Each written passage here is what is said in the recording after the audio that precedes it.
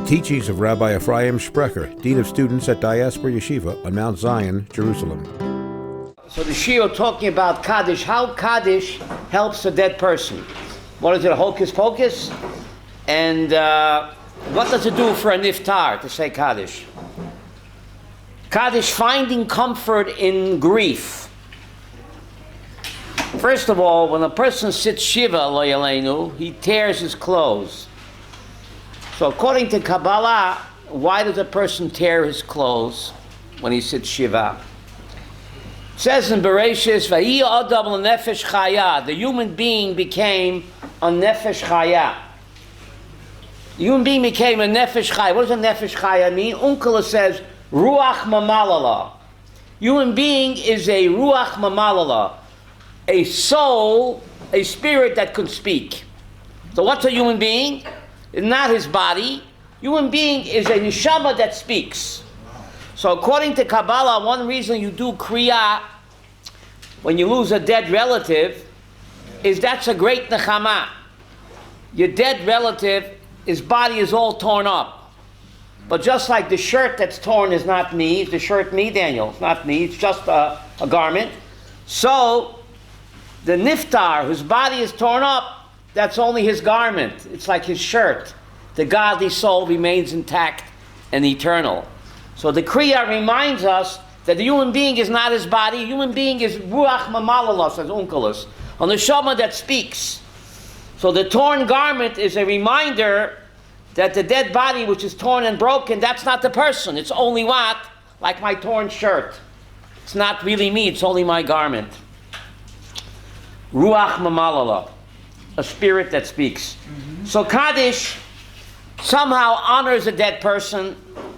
Why? How does Kaddish honor the niftar? Kaddish reflects the legacy of the deceased parent.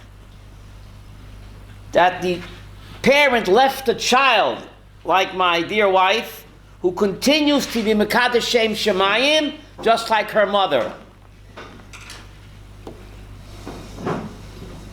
My wife continues the values of her deceased parents. So her parents live on through her. As the Gemara in Tainus, page 7, makes a strange statement. Yaakov Avinu lo met. Yaakov didn't die. So Talmud says, take a pill and lie down. What do you mean Yaakov didn't die? It says, they mummified him. They made him a mummy, not a daddy. Made him a mummy and they buried him. So how could the Talmud say, Doshi, that Yaakov didn't die? They buried a mummy. So the Gemara says, Ma zaroi b'chayim afu b'chayim. Since Yaakov left a living legacy, his children, who carry on his what? His mission. So therefore, we continue to live on through our children. So my dear wife is following the footsteps of her beloved parents. So in a way, her parents what? Are still alive. Pretty interesting. And we'll see how Kaddish personifies that. Children who continue through Kaddish, not just the Kaddish, the idea to carry on the values and legacy of their deceased parents to doing mitzvot. Kaddish gives us the opportunity to find comfort in grief. We have the chance to perpetuate the legacy of our parents even after they're gone. And that's the greatest kibbut v'aim that we can do, even when the parents are no longer in this world. So therefore in Kaddish, there's no mention of death. There's not one word about death in Kaddish. There's no mention of mourning in Kaddish. It's just Mekadesh Shem Shemayim. Kaddish means you're sanctifying the name of God, which is a reflection of my mother-in-law and my parents. Because Ishto Kegufo, my mother-in-law is like my own mother, because Ishto Kegufo, a person's wife is like what? Him.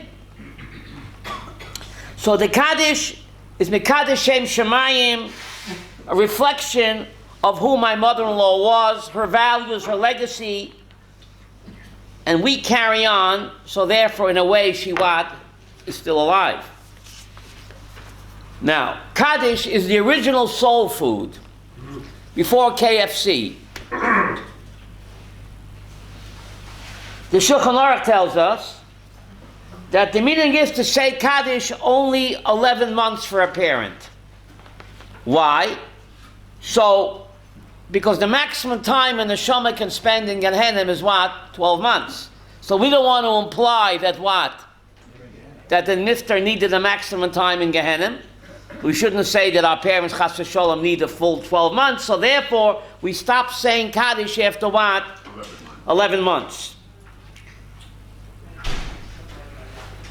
But the mourning goes on for 12 months for a parent. The mourning goes on for a parent for 12 months. But the Kaddish you stop after what? 11 months.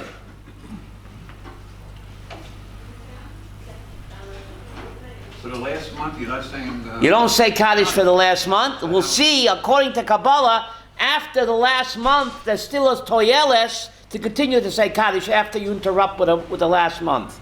We'll talk about that. But the halacha says you should only say for 11 months because you don't want to imply that the parent needed maximum time in Gehenna. You stop after 11 months and the Neshama has already received her what? Utikun? But we'll see later, buddy, in Kabbalah, that after you stop for the last month, according to Kabbalah, you should continue forever. And we'll talk about that soon.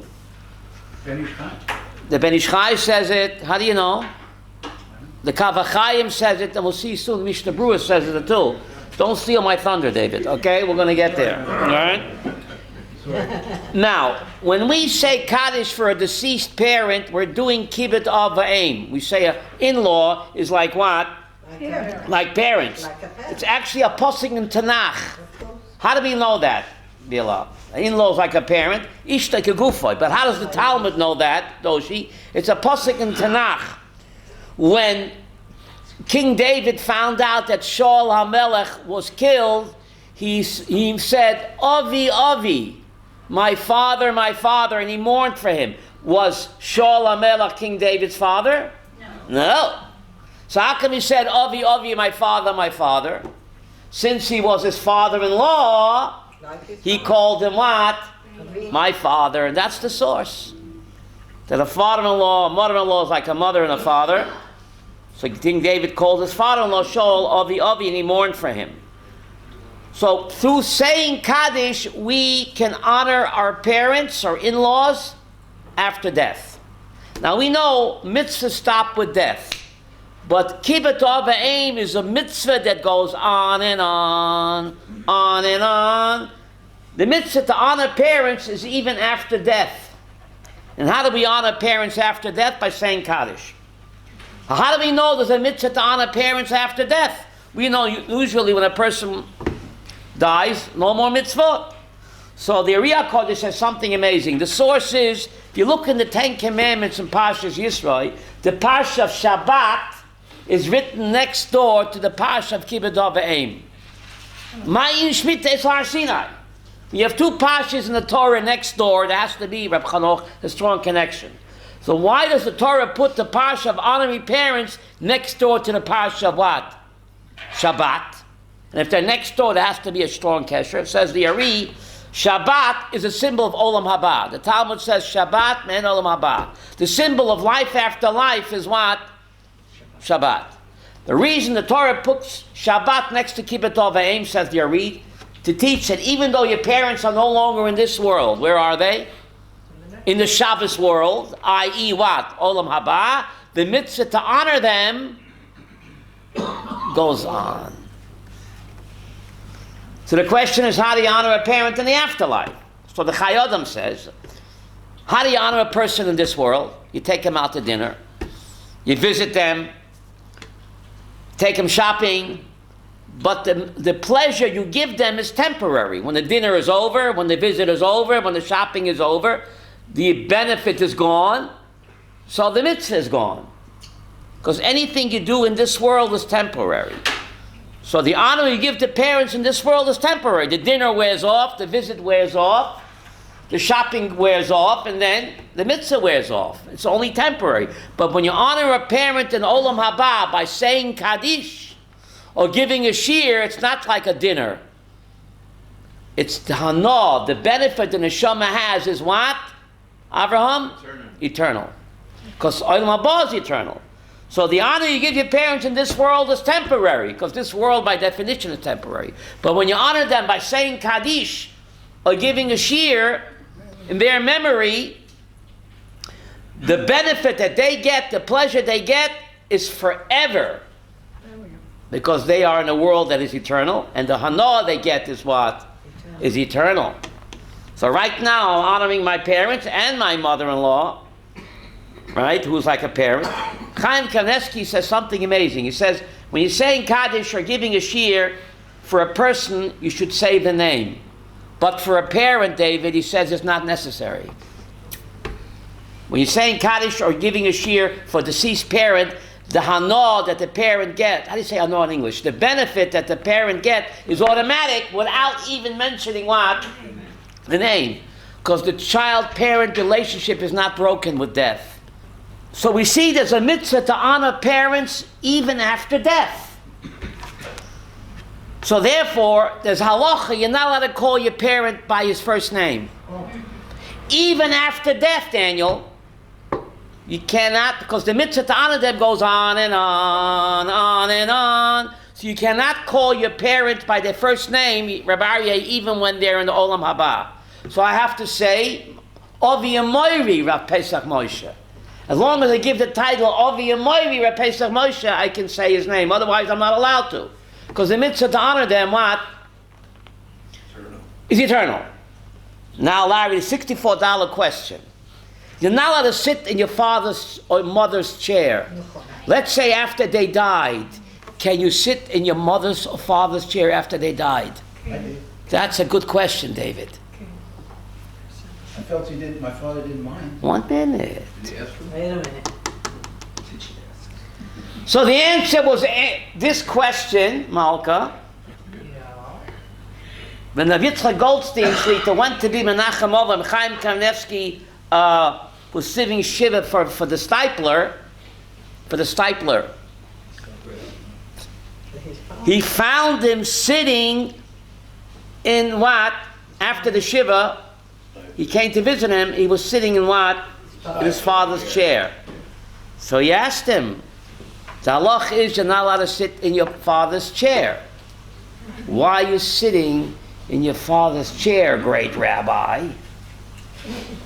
He says, what do you want from me? Look at the book of Kings 1. It says, Vayeshev Shlomo al kisei David aviv.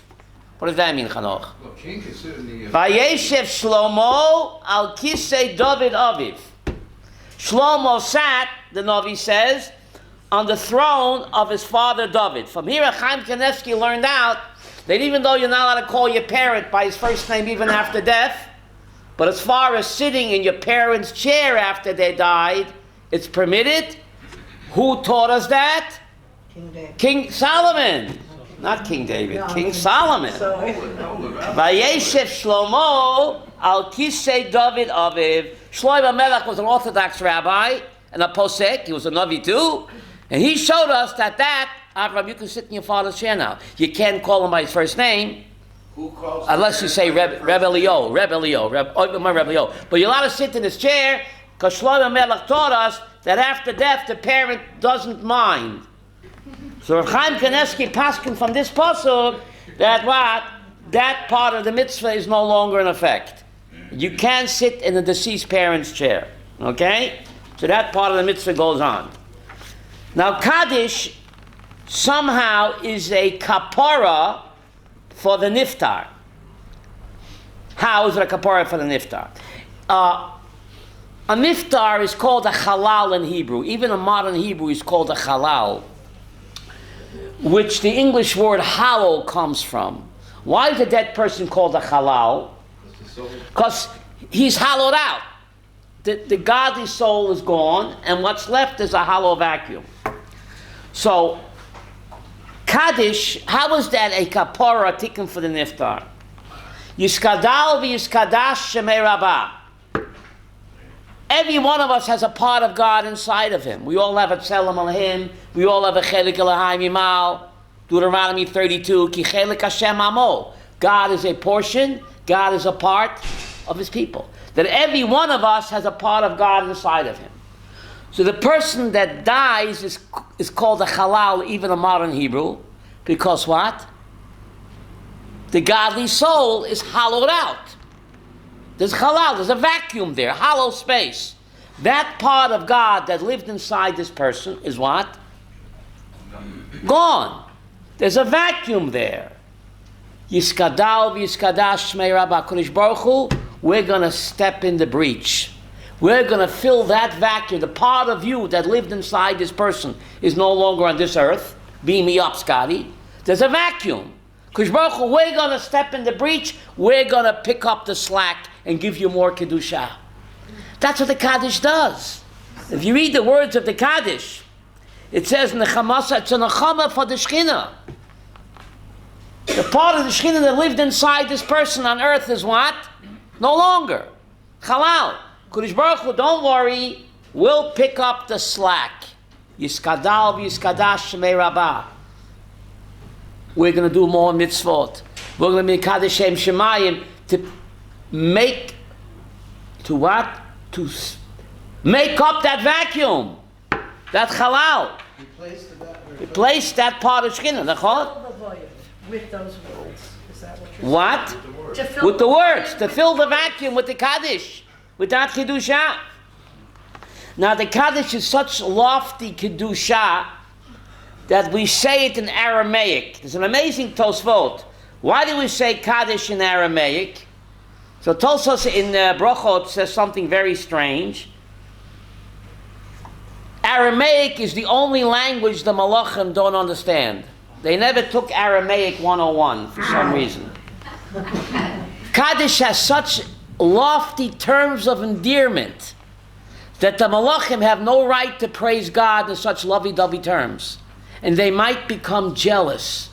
Now a Malach cannot have a taiva for a steak or a salami sandwich, because to that you need a body for. I ain't got no body. But a Malach is an neshama. Jealousy is not a physical attribute. So a malach can relate to jealousy. A malach cannot relate to hunger or thirst, because that you need what? A body. But since a malach is all spirit, the spirit can relate to jealousy, because jealousy is what? Physical. It's not physical. It's all emotional. It's all spiritual. So in order not to get the malachim envious of us, they are not permitted to praise God in such terms of endearment. So we say the Kaddish in Aramaic, not to get them riled up. Pretty interesting, right? Now the Ben Ish Chai says that Kaddish elevates the neshama from Gehenna to Gan Eden. That's the Ben Ish Chai says that.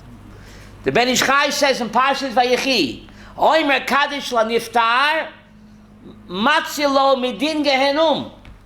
Umachnisha legan Eden, umala mimadrega lemadrega, moving on up, and therefore the afterlife is called Gan Eden. Doshi, why is the afterlife called Gan Eden?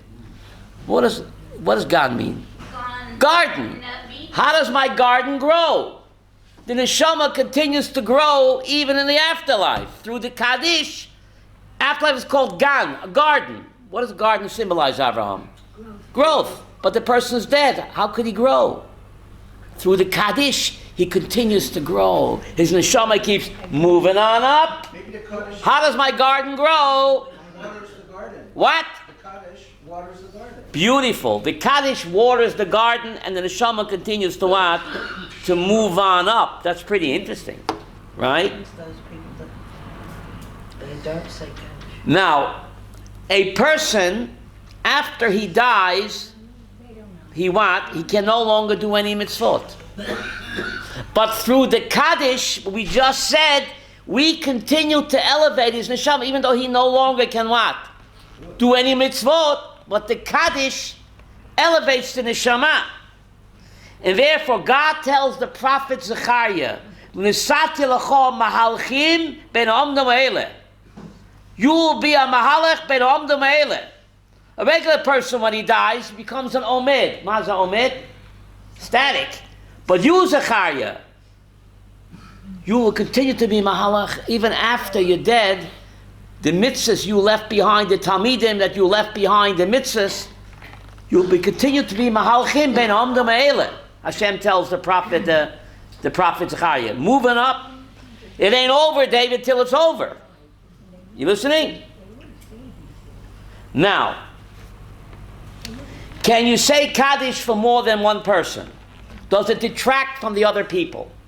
No. No? No. How do we know? It says the Tzitz Eliezer. How do we know that?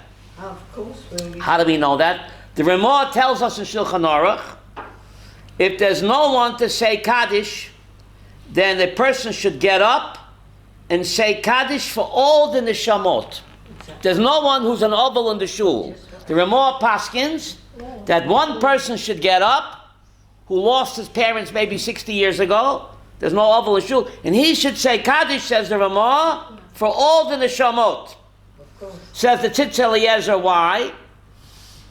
He says, Ner le'echad, ner le'meya. When you light a candle and there's 100 people in the room, and you light one candle, Chanoch, all the 100 people are getting the light. Does one light detract from the other? No. Why not? I'm getting the light, so I'm taking away your light. Yes? No. Ner le'echad, ner le'meya. A candle gives light for one, and a candle gives light for 100 people in the same room, and it doesn't attract. And what does King Solomon call a neshama, Larry, in Mishlei? Ner Hashem nishmat Adam. King Solomon in Mishlei compares the human soul to what? A candle. A candle of God. Candle in the wind, right? Why? Many reasons. One reason, you take a candle and you turn it upside down. The flame will what? Always go up. Candle in the wind. The flame will always go up. The wax melts. What's the wax? The body decomposes, but that's not the person. The godly soul will always what? Rise up. So therefore you can say Kaddish for 100 people, says the Tzitz Eliezer, according to the Ramah. It doesn't detract because one person gets light, or 100 people in the same room, it's the same candle, and one doesn't take away from what? From the other one. Now, who mentioned before, I think David did, that even though you're supposed to stop saying Kaddish for the 12th month for a parent, but the Kav Achayim and the Mishnah Brura both say, I'll read it to you, that after you stop after a month, Toyeles Gedola, Yesh Lamet, Lomer Kaddish Afilo Achashana. You hear, according to Kabbalah, the Kav HaChaim Mishnah Brura rarely mentions Kabbalah in this, but here he mentions it. There's a great benefit for the Niftar that after you stop after a month, you continue on and on forever. Because every time you say Kaddish for the Niftar, even many years later, it continues to what?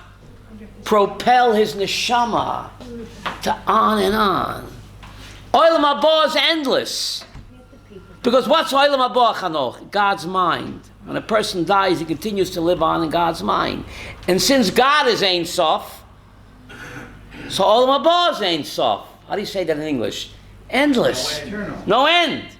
So the neshama keeps moving on up, onwards and upwards. Pretty interesting, right? So the mitzvah kibbut aveim goes on. Now Kaddish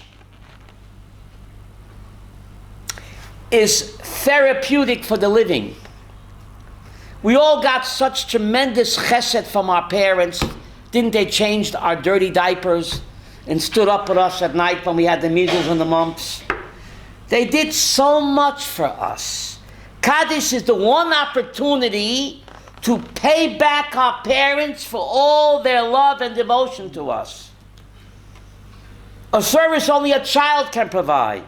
The pressure of a minyan saying Kaddish on time, 3 times a day, the yoke, the burden, it's therapeutic for whom, Chanoch? For the living child. It's soothing. The chance to give back to our parents a little bit of what they gave to us. It's the chesed that a child can do. A chesed that the child can do for what? Parents. for his parents. We all feel guilty we didn't honor our parents enough. This is a way to make up for that guilt, Daniel. Overcome feelings of guilt for a parent. We say Kaddish, we are giving them back. We're doing something for them that they cannot do themselves. Where does that guilt We are moving. Did you honor your parents enough? I know I didn't. Oh, I did. You did? Yeah. You did enough for them? Come on. You did everything, but you did the most? We can never pay back, but through Kaddish we can. We're elevating the neshama. We're giving them, it's therapy for the living. We're giving them back. We're doing for them something that they cannot do on their own. And that's the highest form of kibbut avayim. How do you know, even if your parents were not good to you, how do you know you still have to honor them? Larry, that's his question. The Nitziv, you know Bar Ilan Street? His father, the Nitziv, says, if you look at the 10 Commandments in Pashas Veschanan, it says, Kabeit es avicha v'semecha, kashetzifcha Hashem alakecha. Honor your parents, because Hashem your God commanded you. It doesn't say that by other mitzvot. It doesn't say put on tefillin, Hashem your God commanded you. Sit in a sukkah, shake a lulav, blow a shofar, Hashem your God commanded you. Man ishtana kibbut avayim, that the Torah says in Veschanan, in the 10 Commandments, honor your parents because Hashem your God commanded you. It's obvious. It's in the 10 Commandments. So why do you have to add kashetzifcha Hashem alakecha dafke by what? By kibbut avayim. Why not by putting on tefillin and saying Shema? Obvious, I'm doing because Hashem commanded me. Otherwise I wouldn't do it. Says the Holy Nitziv, addresses your question. Even though your parents were not good to you, and you think perhaps you don't owe them anything, do it kashetzif Hashem alakecha, because what? Hashem commanded you.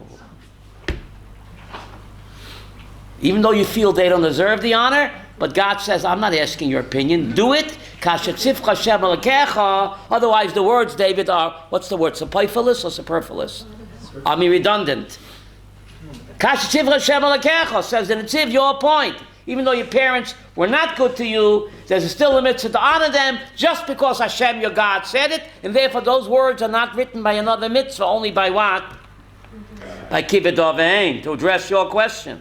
Now in the Kaddish it says, v'nechamata, it's a nechama for the Shekhinah.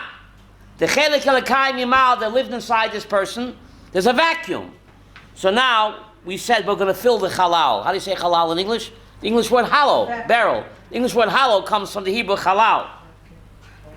Now, so we quoted the Tosfot. We say, the brachos, we say Kaddish in Aramaic. Lefi shetfila no v'shevach gadol. Al kei netaken b'targum, says Tosfot, shelo yevinu malachim. Umitkanen banu. Umitkanen banu. L'kein Kaddish is Yoteh Chashuv min the Kaddish. In one place, you go to Shuk Machta Yehuda, in the Stiebel there. One place is saying the Kaddish Shimcha Ba'olam, and the other, Kaddish, Kaddish, Kaddish, and the next place, they're saying Kaddish. Where should you go to first? Kaddish. Kaddish. The Malachim say Kaddish, Kaddish, Kaddish, but they're not allowed to say Yiskadal v'Yiskadash Shemei Rabbah. That's too lofty for them. They have no right to praise God in such terms of endearment that we have.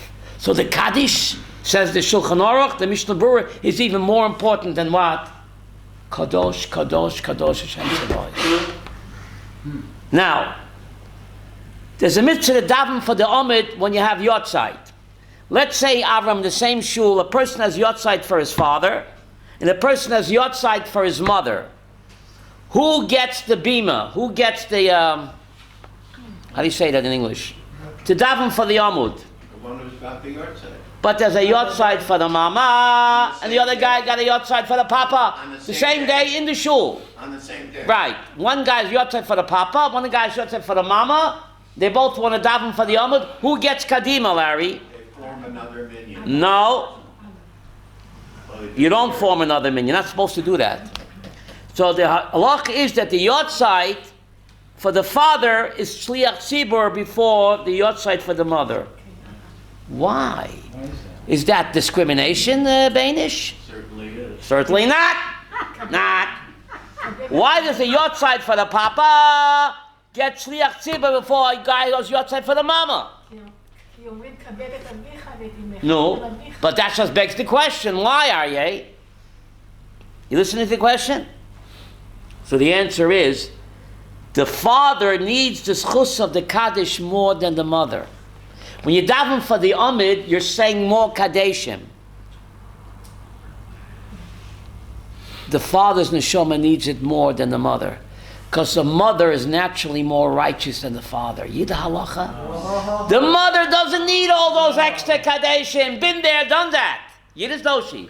But the papa, he needs those extra Kaddishim, and therefore he gets Kadima, his son, before Avram's mama. This is amazing. The Mishnah Berurah, it's an amazing idea. The father needs the extra schusim, the extra Kaddishim. The mama is on a higher level than the papa. You need to talk about that more. What doesn't God say to Sarah, Lillian? Whatever your wife tells you, Shema b'kolah. Abraham, the great prophet, Hashem says, Kol shetom alecha Sarah, whatever Sarah tells you, Do it. Shema b'kolah. She's greater than you. So every woman is greater than her husband. And therefore the mama doesn't need all the extra Kaddishim. That's pretty amazing. Is that an amazing idea? Pretty interesting, huh? So it said, Kaddish is therapeutic for the living children. All the chesed we got from our parents. Kaddish is the opportunity to pay back the parents for all the love and devotion. The pressure of saying Kaddish, of not missing it. The yoke, it's therapy. And therefore Kaddish is what? Is the original soul food. Kaddish is the original soul food. I'm a soul man, right? Kaddish is actually, the Talmud in Brachot says, Talmidei Chachamim tzadikim ein lehem menucha afilu b'olam haba. A tzaddik, a Talmud Chacham, has no menucha even in the afterlife. What? Avram, why is that? Then over till Torah. Because we said, every time a person studies his Torah or says Kaddish for him, or follows in his footsteps, the neshama is getting what? An aliyah. So even in the Olam Haba, the neshama doesn't get menucha. It keeps moving on, onwards. Avram, you said, onwards and upwards. And it's endless. Because Olam Haba is God's mind, and God is Ein Sof. Olam Haba is Ein Sof. Now how does the Talmud know that? How does the Talmud know that tzaddikim continue to move up, even what? In Olam Haba. Olam Haba, it's over. Right? A person can no longer do mitzvahs. But again, we said Gan Eden. Afterlife is called How Does My Garden Grow? The neshama continues to grow. As David said, the mitzvahs that we do is like watering them and continue to grow. But how do we know that? One of the last pashas in the Torah, pashas Vayelech, it says Vayelech Moshe. Moshe went. Right before he died, it says he went. So naturally, he went to Olam Haba. Rashi says Vayelech Moshe. Rashi says etc. etc. Very strange Rashi, Chanoch. Rashi will never comment unless something is bothering him. What's bothering Rashi? And he makes a strange comment, etc. The Gomer, etc. So Rashi wants to know, where is Moshe going? He'll be dead in 5 minutes. Where is he going? Says Rashi, Beryl, the Gomer. The Gomer means etc. When a tzaddik dies, it's on and on. Moshe's dead. But 3,333 years later, 33, we still say Moshe Rabbeinu. But he hasn't taught us Torah for over 3,330 years. Why is it Moshe Rabbeinu? Every time you study his Torah, he continues to what? Vayelech Moshe. Every time we study the Torah of our Rebbeim, or do mitzvahs in honor of our parents, they continue to what?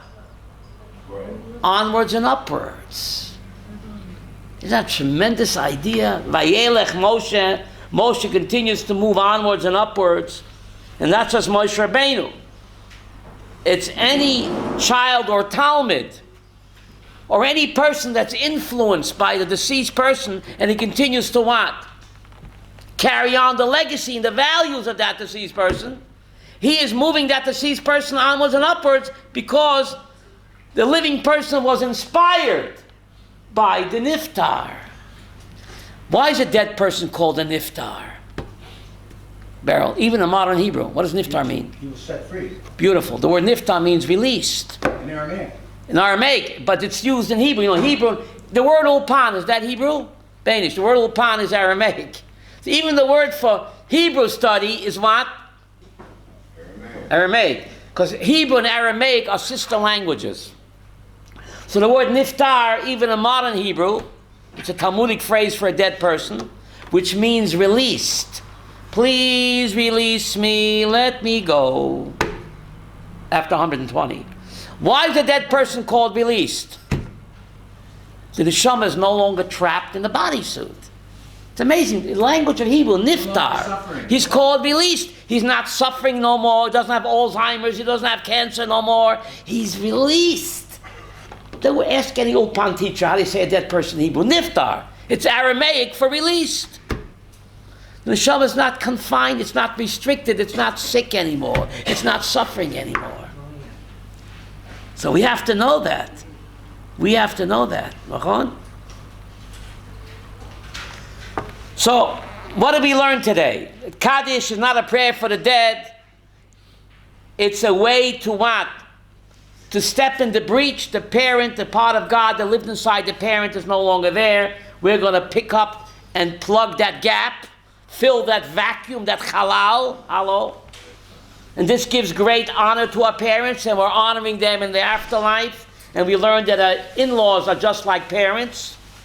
Your wife is like what? The better half. Even in English you say your better half. Remember, Beryl? Your better half. Ishta kigufa, right? Bashet, the better half, right? Kaddish is a way that the dead can inherit the living. Can I repeat that, Beryl? Kaddish is the way the dead inherit the living. Our mitzvahs that we do because we were inspired by deceased parents, they taught us, they trained us. So the mitzvahs that we do continues to catapult them. Why am I doing these mitzvahs, Avram? My parents taught me. So every time I do a mitzvah, who gets part of the credit? They do. It's endless. The Daf Yomi is going to do a siyum very soon in January. Please hear me well. If I get emotional, you'll excuse me. We still have time. Who invented the Daf Yomi? Rabbi Shapiro.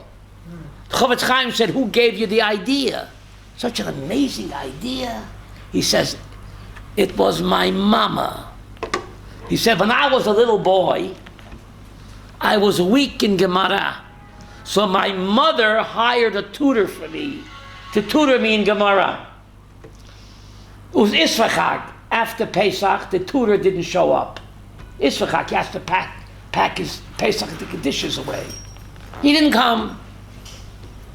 And Meirel and the mother were waiting for him to come. He didn't come. That night, little Meir Shapiro saw his mama was crying. He says, Mama, wo's weinst du? How do you say that in English? Why are you crying? Mommy dear, why are you crying? So she gives, how do you say a krechts in Yiddish, a krechts, a sigh. Meirel, you don't know what it means to miss one day of not studying Talmud. One day, this day you'll never have again. He said, that put the idea in my head. The value of studying a page of Talmud every day. Said the Chofetz Chaim to him. You think you invented the Daf Yomi. Every time a person studies Daf Yomi for the next 1,000 years, who gets credit? The mama. Not only you, Reb Meir Shapiro, said the Holy Chofetz Chaim. Who inspired you? Your mama's tears. So every time we're studying Daf Yomi now, 89 years later, thousands of Yidden, who gets part of the schar? His mother. She says, what's happening to me? She's being catapulted every day, higher and higher. What's happening to me, she's saying. She's been dead 96 years. Wow. And she... What? She's buried in Poland. They moved his body here. Should have moved his mother's body. She keeps moving on up. Billa. She says, what a ride. What's happening? What's happening? You inspire somebody. So even after you're gone, they carry on your legacy and your values because you inspire them. It ain't over for them. It ain't over until, and it's never over. Vayelech Moshe, etc. Little Rashi and Chumash. What a message. Huh? Avram. Right? So we have to know we can do kibbut avim forever. David, every time you come for a shiur, and we mention your father's name, you're honoring your father and mother forever. It's endless. And they value that. And they're aware of that. Just because they're not in this world, they're in Olam Haba. But the kesher, how do you say kesher? The bond is not broken with death. The neshama remains connected forever, Daniel. For more of Rabbi Sprecher's teachings, visit rabbisprecher.com.